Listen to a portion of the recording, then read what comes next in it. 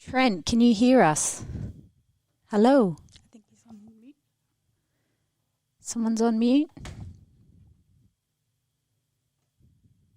How's that? Can you hear me now? I can hear you. Trent, welcome. Yeah.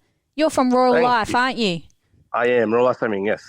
Well, welcome to the Jess Address on IPL Radio. It is good to have you here, and the fact that I can even work this technology, I'm impressed with myself. Yeah, I had to download Zoom on my new phone, to be honest with you, so I was a bit stressed that I wasn't going to get you on time, but it sounds like it's all good. No, it is all good. Thank you so much for joining us, and we've also got Jenny here as well. Jenny, thanks so much for coming in to share your story. How much has swimming played a part in your daughter's development? So I think it's really important when we live in Australia, and particularly Rockingham, where we're surrounded by water, and we really wanted her to have that skill so that we could take her to the beach and do a lot of the water activities that everyone enjoys. And for us, because our daughter has disability, so she's autistic level 2, and she also has mild cerebral palsy, trying to find a swim school that suited her needs and gave her the essential fundamental skills for survival was really, really tricky for us. So it's been on a high agenda list. Yes, I bet you it has. Now, this is where you and Royal Life have kind of connected, haven't you? Trent, can you tell us a little bit about how you've played a bit of a role in this story? Yeah, absolutely. Yeah, we've played just a small part, but we're really pleased in the part we've played in terms of we're really motivated to ensure that every child in Western Australia can get access to swimming and water safety lessons. So we do that pretty well across the state. There's many players that make sure that happens, but we know there are children that miss out and have additional needs and barriers to participation. So yeah, to work with Jenny and Lily and to make sure we can play our part to make sure there's less kind of barriers for Lily to access lessons was really something we're proud of, and we're so glad that she's enjoying it. And Jenny, you said you just want to be a part of, in summer, it's kind of a path of life in Australia that you get down the beach and you enjoy the beautiful coastline that we have, especially here in Rockingham. But it's really important that we get them those skills to know about water safety. What are some of the barriers that you've come across when it's been going to teaching Lily swimming or getting the appropriate classes for her? Yep, so one of them, the biggest one, is actually costs. So we live very close to the local pool in Rockingham, and one of the costs is double the price of a group lesson, and we understand that... Double the price of a group lesson? Yep, so to have one-on-one individual, we're paying about $310 per term. Wow, that is not sustainable, no. Is it? And so it came down to a choice for a while where our younger son wasn't actually participating in group lessons because, he, being younger, we were always obviously a little bit more holding on to him, but we wanted Lily with her age to be a little bit more independent in the water. So he was missing out so that we could afford her to get the necessary skills, knowing that he'll be able to participate in school swimming lessons and things like that. So he misses out, and also wasn't sustainable. And, we're not trying to get one-on-one to give her an advantage in the pool to become an Olympic swimmer or anything like that. It's just Who knows, though? Who knows? Train them young.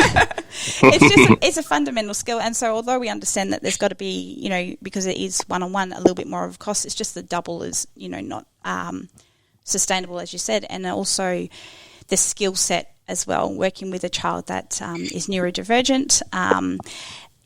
You need to have particular... you need a swimming teacher that's qualified, yes, to be able to adapt. Yeah, and there's lots of adaptions when you're talking about autism, you're talking about cerebral palsy, and yep, you're talking about a lot of kids who have a lot of difficulties getting in the water, things like that. Have you got the supports for wheelchairs, things like that? So, yeah, you do definitely need a teacher who's passionate about making sure that they can get the best out of your child. Exactly. And so that's when we reached out to Royal Life. We heard about their Swim and Survive program, and I was speaking to one of their staff members, and I was just at a loss, saying we can't sustain this. She's not got the support of the swim school around her to understand her needs. And she mentioned that they've partnered with the City of Kwinana, and they have a sales program there. And so we're we have Trent come in with his work at Royal Life is that we pay the same amount that our son pays to go to his group lessons at City of Kwinana, and through fundraising, donations and support, Royal Life pick up the difference. So we pay exactly Trent, the same. Tell me, how are you sustaining paying the difference to be able to provide children? And how many children are you servicing with this program? Because I'm very interested in this.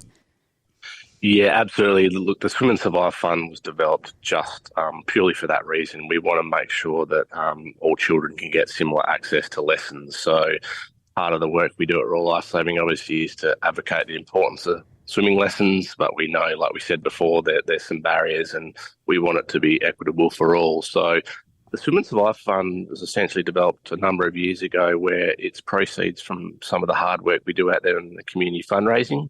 Obviously, the work at Royal Life Saving is asking that the whole of the West Australian community can be part of our cause in drowning prevention. Yes. And part of that is asking the community to be involved and say how they can help. So via the proceeds of some of those donations and lovely support from the community, we were able to direct those funds direct to the people in need. So it's absolutely core business of what we want to do, and we're really proud to make sure more children get access to lessons. So that was the background behind it, and it's just, we think, one of the great news stories. So it's I think really it is absolutely one of the great news stories, and I can't believe I'm just hearing about this.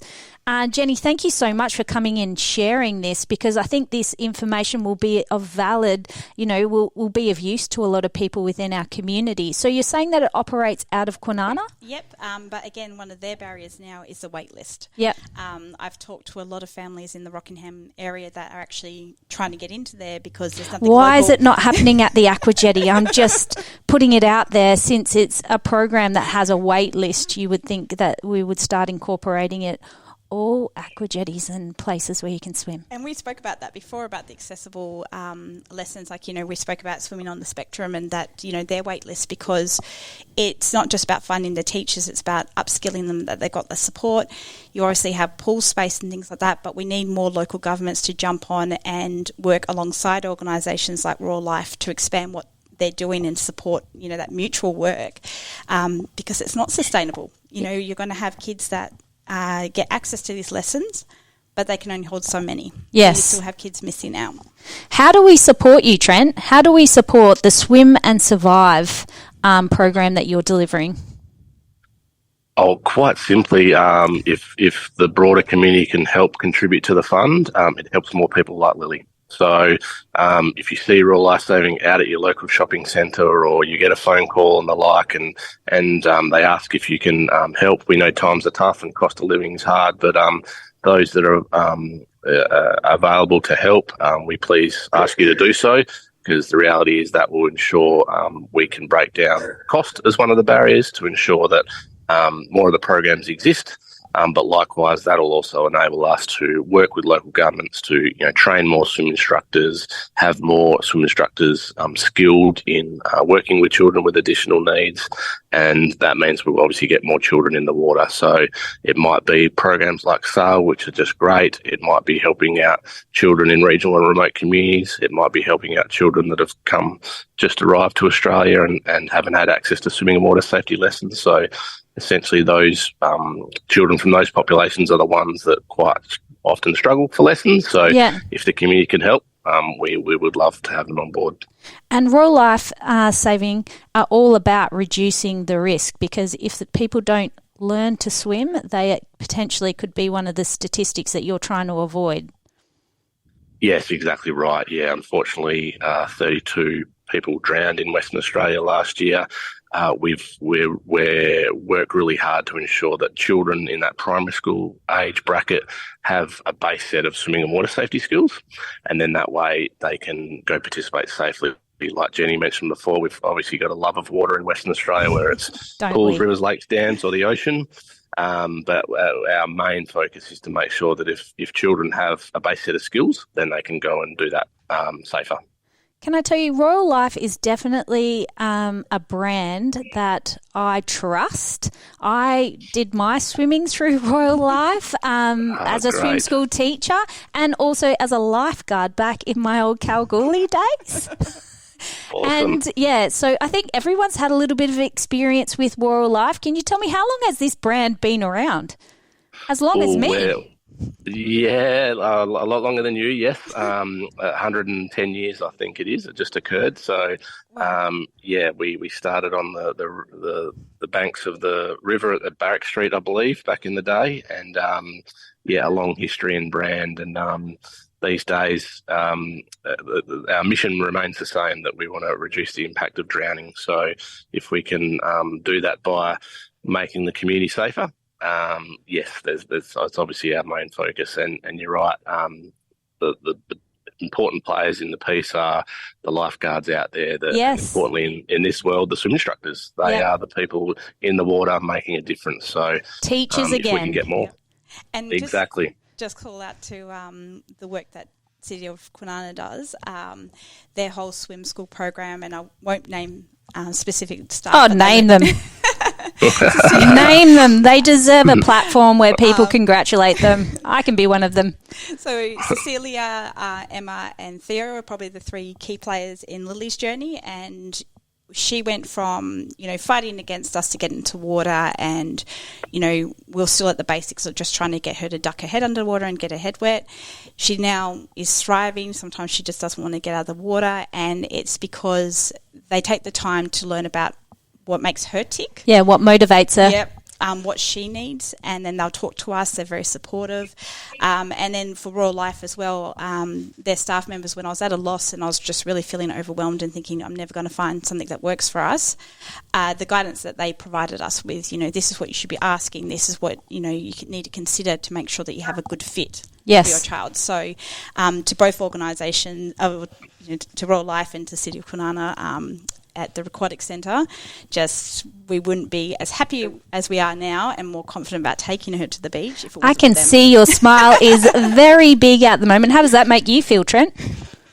Oh, so heartwarming. So, we speak a lot about in different workforces about, the reward of going to work. So the reality is that's why most people work at Royal Life Saving. They do want to make a difference. So, being able to see that in action is just a proud moment for everyone at Royal Life Saving. So we do a lot of work, but when you break it down, our main focus is helping children get access to swimming lessons. So we think we're going to be a safer, water-loving state and nation if more kids can learn to swim. So it's awesome.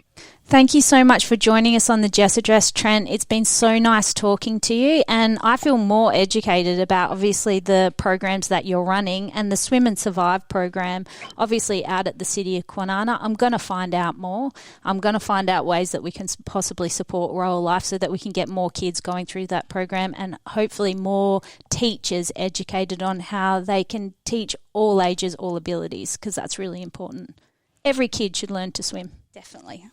Absolutely, yeah. Thanks for having us, and definitely a shout out to Jenny, obviously, because at the end of the day, we need the motivated mums and dads to enrol their children. So the first step is making that choice. So well done to Jenny, and I'm glad that Lily's having such a great experience. Thank you, and well done to you and Montel, who also played a role in getting us to see Jess as well. So